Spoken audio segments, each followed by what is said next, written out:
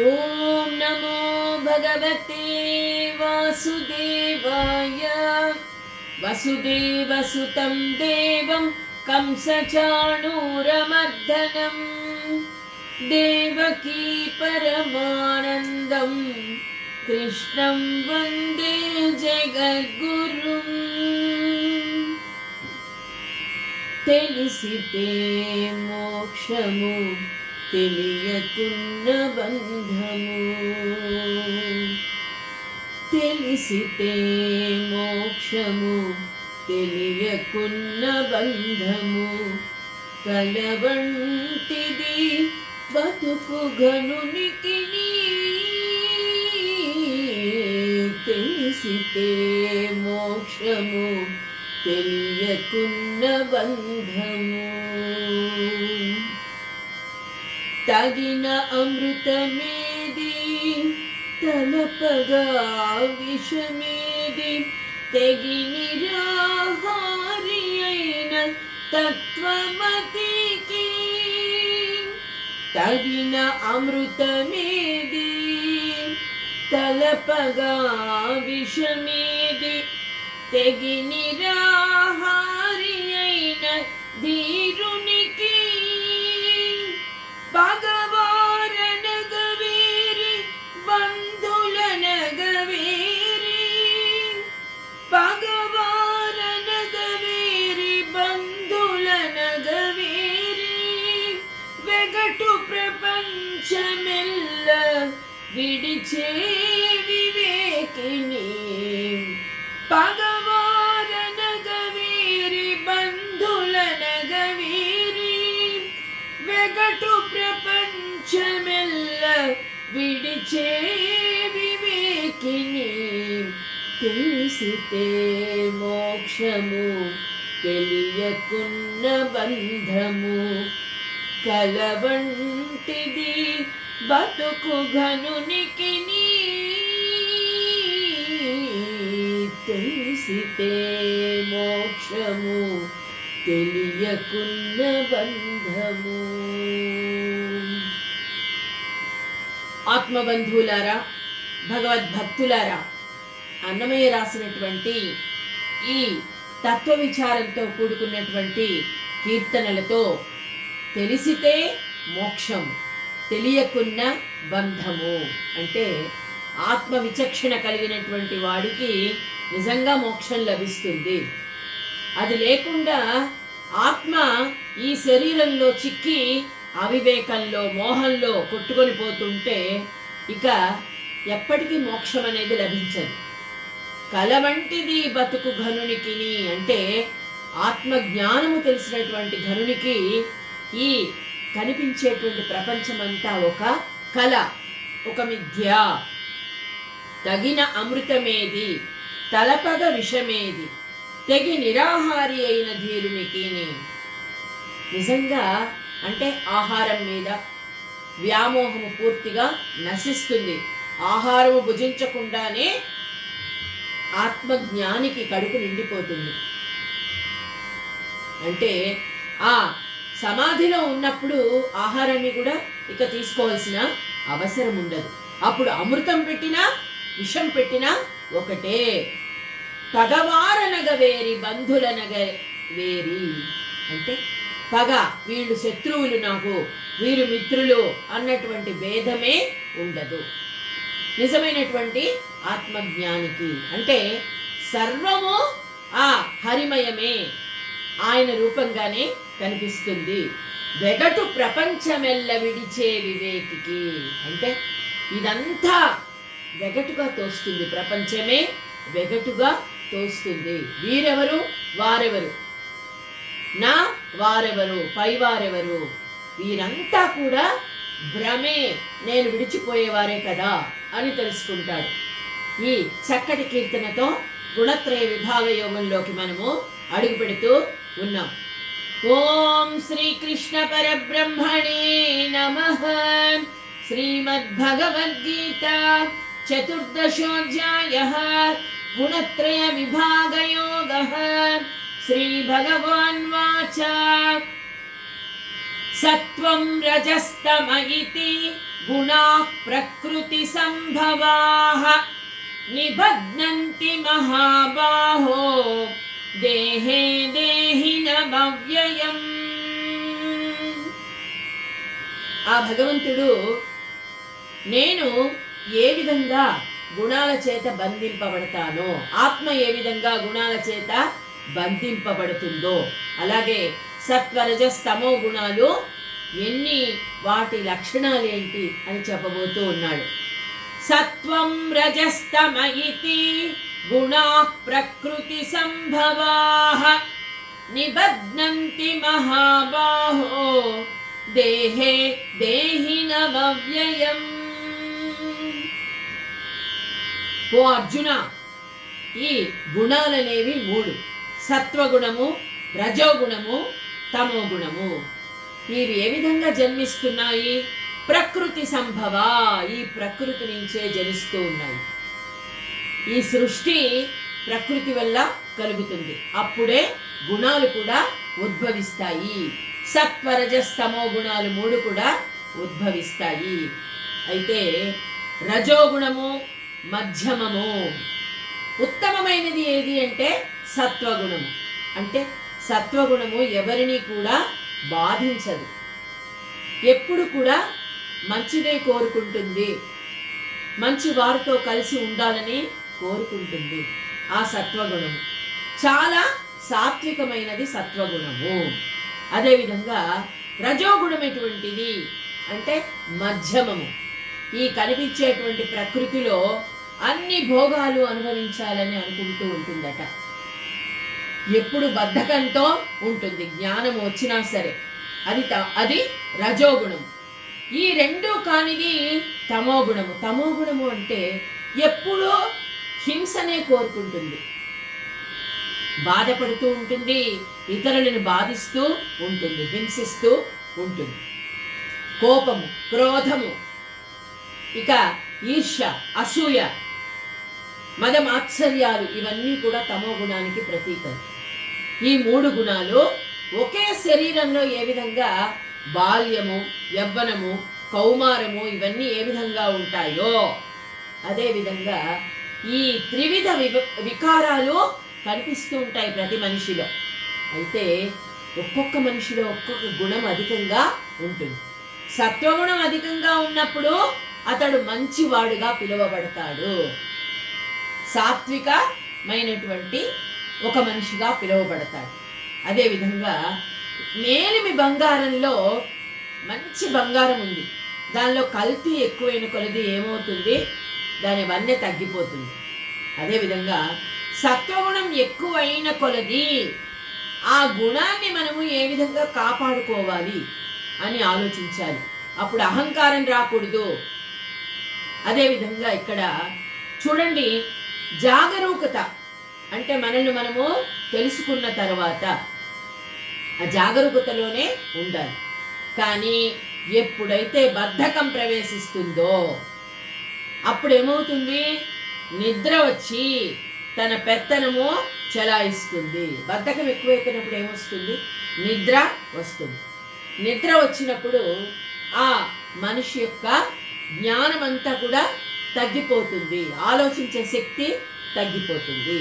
అదేవిధంగా ఇక్కడ నిబధ్నంతి మహాబాహో దేహే దేహినమవ్యయం. ఈ ఒక్కొక్క గుణము, ఈ సత్వగుణాన్ని మొట్టమొదట మనము తెలుసుకుందాం.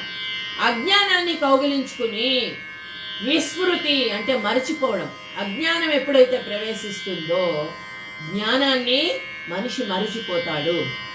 అయితే తొందరగా రజోగుణానికి తమో గుణానికి లొంగిపోతాడు మనిషి. ఆ రెండు లోబరుచుకుంటాయి, రెండు గుణాలు కూడా. అర్జున, వీటి పేర్లు గుణాలే, కానీ ఈ గుణాలు ఏ విధంగా బంధకరములవుతాయో, మనకు మన జీవితానికి బంధకరాలుగా మారుతాయి. ఏ విధంగా మారుతాయో చెప్తాను విను. మొట్టమొదట సత్వగుణాన్ని గురించి చెప్తూ ఉన్నాడు.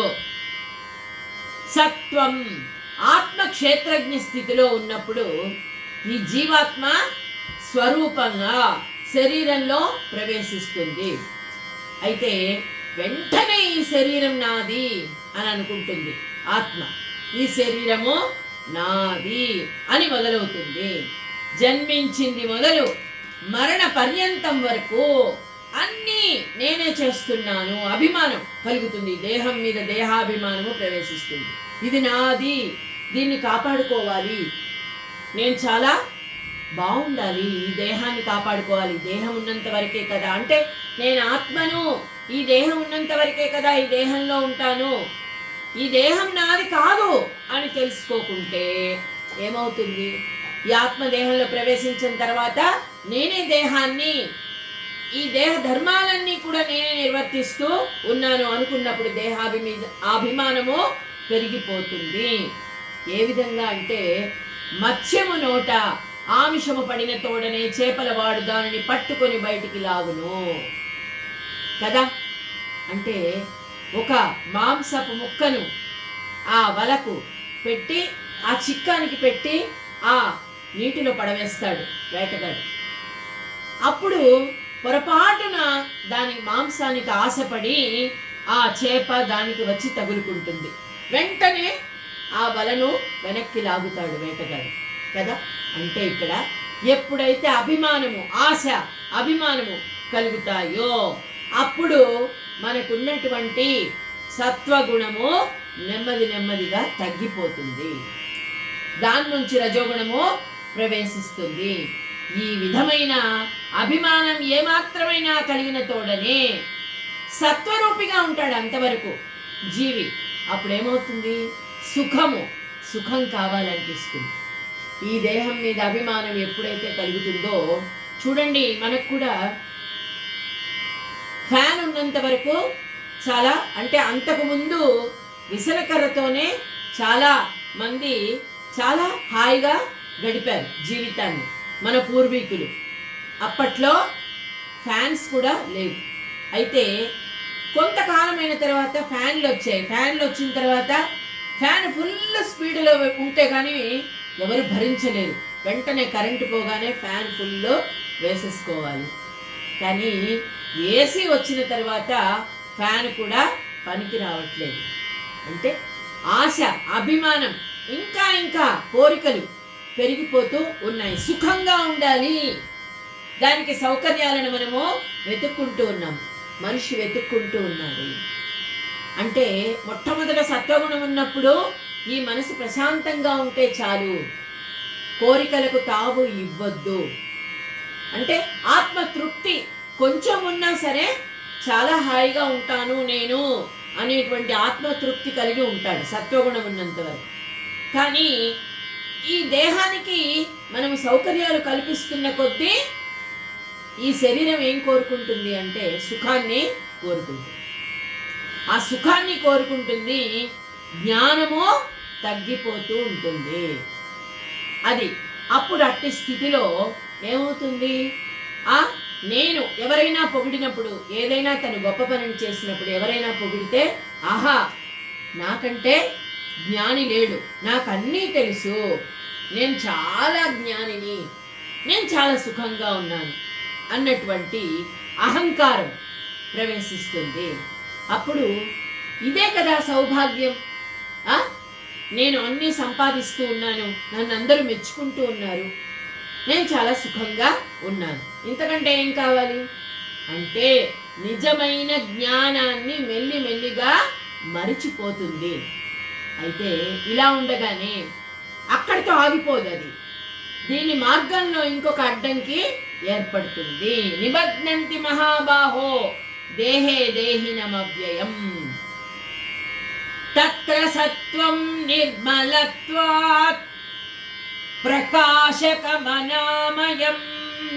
సుఖ సంగేన బధ్నాతి జ్ఞాన సంగేన చానఘా. తత్ర సత్వం నిర్మలత్వాత్ ప్రకాశకం అనామయం అంటూ ఉన్నారు.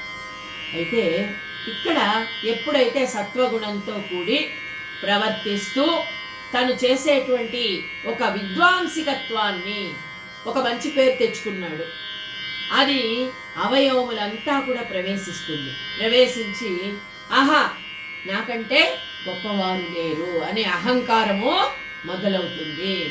నేనే కదా జ్ఞానస్వరూపుడిని.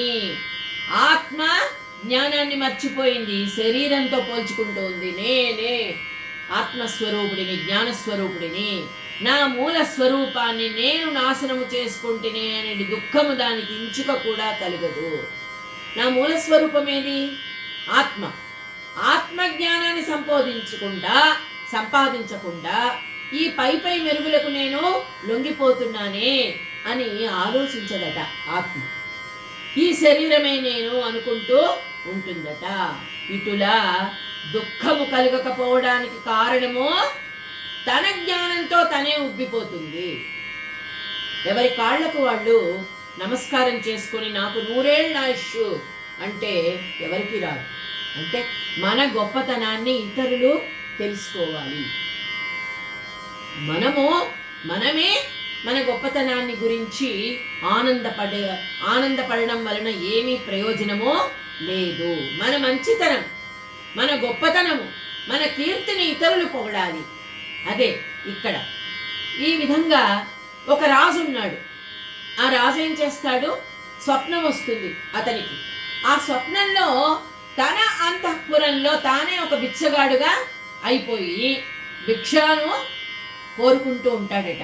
అంటే ఏంటి ఇక్కడ? ఆత్మస్వరూపాన్ని మర్చిపోయి, ఆత్మజ్ఞానాన్ని మర్చిపోయి ఈ ప్రపంచంలో కనబడేదంతా నిజమైన జ్ఞానంగా భ్రమపడుతూ ఉంటుంది ఆత్మ. అదే ఆ సత్వగుణాన్ని మెల్లిమెల్లిగా విడిచిపెడుతుంది. తత్ర సత్వం నిర్మలత్వాత్ ప్రకాశకమనామయం సుఖ సంగేన భగ్నాతి జ్ఞాన సంగేన చానఘ. అంటే నిరాకారి అయినటువంటి కేవల ఆత్మ దేహవంతమైనటువంటి జీవాత్మ రూపాన్ని ధరించినప్పుడు అది ఏమవుతుంది? అది కూడా బాహ్య జ్ఞానము చేత భ్రమ కలిగినది అయిపోతుంది, భ్రమలో పడిపోతుంది, మాయలో పడిపోతుంది. అప్పుడు అది వ్యావహారిక శాస్త్రమున చతురురాలగును. వ్యావహారిక శాస్త్రం అంటే మనకు కనిపించేటువంటి జ్ఞానం. ఈ వ్యావహారిక జ్ఞానానికి సంబంధించి చాలా బాగా నాకే తెలుసు, అన్నీ తెలుసు అన్నటువంటి అహంకారము కలుగుతుంది. ఇక కేవలం ఇంతే కాదు, తన జ్ఞాన గర్వము వలన స్వర్గాన్ని కూడా తుచ్చంగా భావిస్తుంది. ఇక మోక్షం అవసరం లేదు. మోక్షం ఎక్కడో ఉందా? ఇక్కడే ఉంది. ఈ సంసారంలో ఉంది, ఈ సుఖాల్లో ఉంది, ఈ భోగాల్లో ఉంది. ఇవన్నీ నిజము. ఇక స్వర్గం ఎక్కడుంది? ఇక్కడే కదా ఉంది. తుచ్చమైనటువంటి అలవాట్లు, వాటిలోనే స్వర్గాన్ని వెతుక్కుంటూ ఉంటారు మనుషులంతా. నిజమైనటువంటి స్వర్గం ఎక్కడుంది అని మరచిపోవడం జరుగుతుంది ఆత్మ శరీరంలో ఉండి. అదే చెప్తూ ఉన్నాడు. అంతేకాదు, ఆకాశంలో చంద్రుడు విలసిల్లే రీతిని నా చిత్తములో చాతుర్యము విలసిల్లును. ఆకాశములో చంద్రుడు విలసిల్లు రీతిని అంటే సత్వగుణము జీవాత్మను సుఖము జ్ఞానము అనేటువంటి ద్వారాలు బంధించేస్తాయి. నిజమైన సుఖం ఎక్కడుంది? ఆత్మసుఖము, ఆత్మజ్ఞానము అనేటువంటి తలుపులు బంధించుకుంటాయట.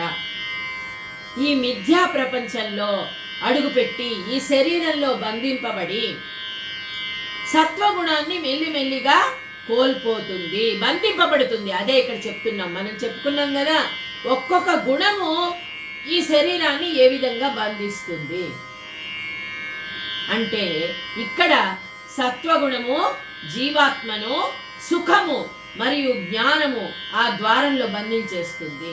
అప్పుడు ఏ విధంగా అవుతుంది దాని స్థితి అంటే, అపాహిజుని ఎద్దుతో సమానముగా ఒనర్చును. అంటే ఒక అపాహిజుడు అంటే ఒక కాళ్ళు లేని వాడున్నాడు, చేతులు లేని వాడున్నాడు.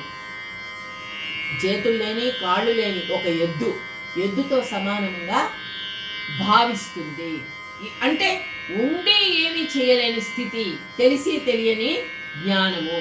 ఇక ఈ శరీరధారియగు జీవాత్మయే రజోగుణాన్ని ఏ విధంగా బంధిస్తుంది అని మనము తరువాత తెలుసుకోబోతూ ఉన్నాం. ఈ గుణము, సత్వ గుణము బంధించకుండా మన జీవితాన్ని మనం ఏ విధంగా కాపాడుకోవాలి అన్నది, సత్వగుణాన్ని పెంపొందించుకోవాలి అన్నది భగవంతుడి యొక్క సంకీర్తనతో, నామ సంకీర్తనతో, పెద్దల వద్ద చేరి వారు చెప్పేటువంటి మంచి మాటలతో సత్వగుణాన్ని బంధించకుండా చేసుకోవాలి. ఓం శ్రీకృష్ణ పరబ్రహ్మణే నమః.